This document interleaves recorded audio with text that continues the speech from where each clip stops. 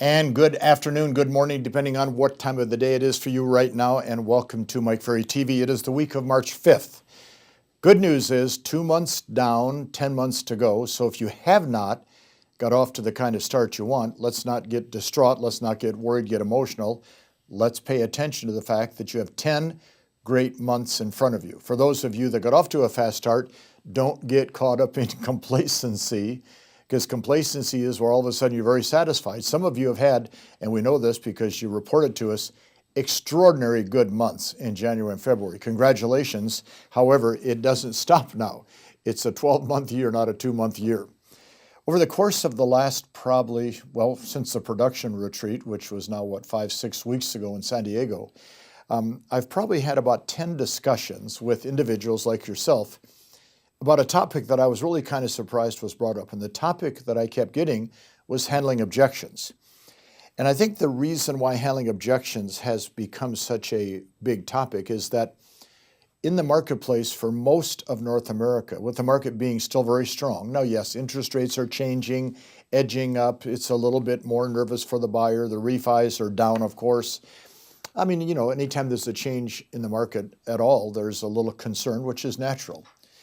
But the handling objections thing is taking place, in my opinion, primarily because if you're a listing agent, the competition to get the listings, as I stated 2 weeks ago, is getting better by the day. Not that they're getting better at how they operate, but between cutting commissions, taking overpriced listings, promising extraordinary marketing, spending 2 or 3 hours bonding with the seller, all these different factors make the competition stronger. Now, why is the competition doing those kinds of things? Because they're not as strong as you are in their ability to know how to go in and professionally make a presentation and list a property. So the handling objections of, I want to think it over because I'm talking to 3 other agents. I want you to cut your commission because somebody will do it for 1% instead of 5 or 6 or 7. Or I want a 30-day listing because somebody else said they could do it in 30 days. Or what is your commitment towards marketing and how many internet sites you're going to put it on? All of these things that are coming up more than ever are because either we are not prepared or the competition is outdoing it. And then the third factor, of course, is you have better competitors in the marketplace because more and more people are listening, don't get mad, to what I'm saying. Now, I said to my wife Sabrina about 10 days ago, it's interesting that the amount of people listening to what we say is escalating and growing at a faster pace today than 10 years ago, 20 years ago. Why? Because I think we're recognizing the fact that a good sound, if you are a Mike Ferry trained agent and you're working, it's hard work, the Mike Ferry sales system, your performance level is up here. Now it's trying, it's difficult because it's not waiting for a call off the internet. It's not waiting for a sign call or a drop-in an open house. You're actually exercising your rights and your abilities to go out and find people that want to buy and sell.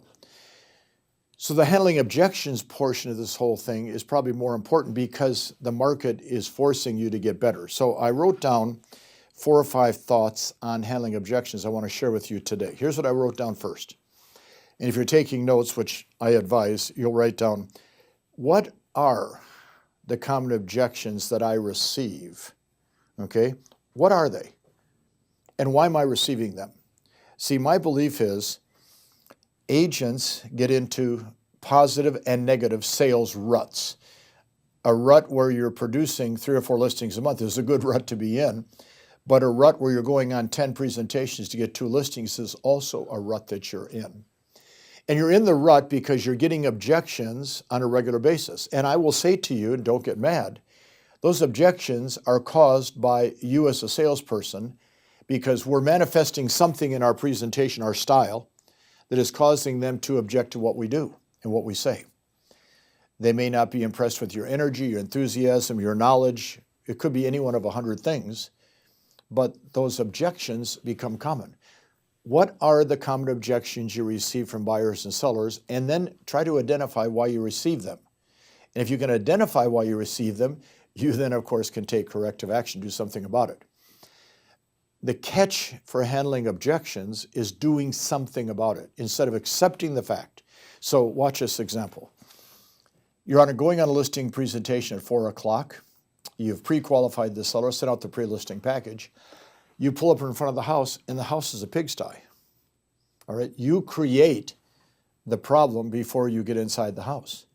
Oh my gosh, how are they going to try to get the price they want? This place is a pigsty. Or you walk inside and they're negative and nasty, and that dampens your attitude and affects your ability to present. This is all normal.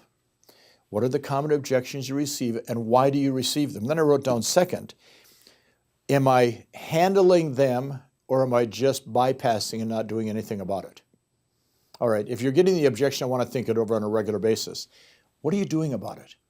Are you looking at what you're saying to a seller on a listing presentation and trying to analyze, what am I saying that is causing them to say, we're not sure, we want to sell, but we're not sure you're the right person. So we need to think it over for a day or two, okay? I always say that if you're not doing anything about a problem that exists, you're going to actually create a bigger problem that will exist. Then I wrote down number 3. An objection, and I want you to think about this carefully. Basically, it's a question in the mind of the prospect, buyer or seller, that remains unanswered during your presentation. Okay, an objection is a question. You're making your presentation and they say to you, we like what you've said so far. However, the agent last night said they would do it for 4%. It's an objection. But isn't it technically a question? Because what they're saying is, you're not showing me why I should pay you 6%. Can you prove to me, question, that I should pay you 6% rather than 4%? And if we cannot identify exactly what we're going to do with that seller to get that additional income in terms of commission, they're going to list with somebody else, or you're going to cut your commission. It's a question. They look at you and say, I want to think it over. And you're going, darn it, I thought I did a good job. Why do they want to think it over? Well, what they're saying to you is, I want to think it over because I need to talk to other people because I'm not convinced you can do the job, and you're not convincing me you can do the job. What are you going to do to get the job done? That's a question, okay? If I look at objections as questions from the prospect to me, I can be more responsive in my response versus just saying, oh my gosh, they keep giving me the same objections all the time. Fourth thing I wrote down, okay? Condition, okay? There's a difference between a condition, it's a statement of fact that technically you can do nothing about, versus an objection, which is a question which you can create a solution to. A condition, a statement of fact, okay? For our U.S. friends, the buyer says, I want to buy $1 million house. I don't have any money to put down, and I want to buy it VA. That's a condition, a statement of fact. You can't change it, okay? Watch. I want to buy a $500,000 home, and my wife and I are unemployed, but we plan to get jobs. It's a condition. Can't change it. Or as I have said for years, I would love to be a professional basketball player. I really admire their athletic skills. They're incredible athletes. And the center position on the team is the highlight position because you control the court.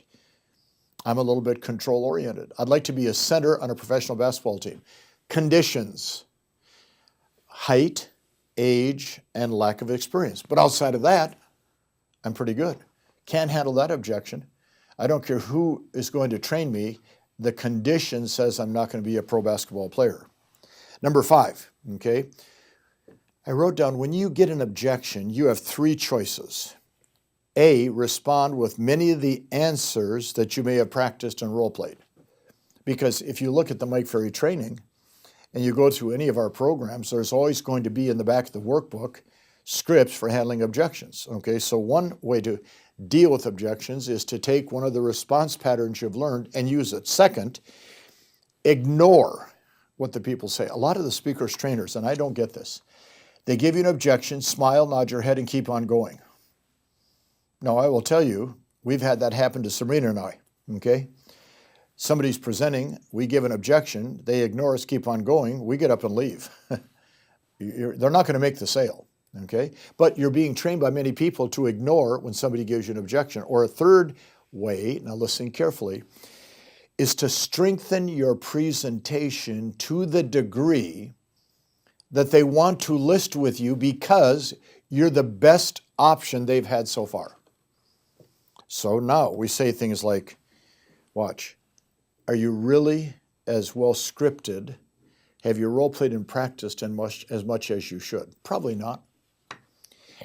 Are you really as enthusiastic, even though you have to fake it at times, as you should be? Probably not. Is your energy at such a point that they go, gosh, this is the man, this is the woman that can get my home sold? Probably not. Okay? See, there's certain little factors, the strength of your handshake, the smile on your face, your professional attire. These are all factors that go into them making the decision. And those factors are part of your presentation style. What is your presentation style? And I've had people say to me, well, Mike, I'm not like you. Okay, what do you like? Well, I'm a little bit more traditional. I don't get excited during my presentation. That may be why you don't take a lot of listings. People want to deal with people that are excited about what they do. So now your listing presentation has to be well scripted. If it's well scripted, it has to be well practiced, which requires a lot of role play. And if it's not scripted and well practiced, guess what? You're going to lose 90% of the time. So what I want you to think about this week, and I want you to watch Mike Ferry TV Monday, Tuesday, Wednesday, Thursday, Friday, and Saturday to burn these thoughts into your head, because I know the competition may not necessarily be better than you, but they're doing things that are creating the objections that you're dealing with. You can handle them. You can learn how to respond. You can learn how to present. Let's do this starting this week. Talk to you next week.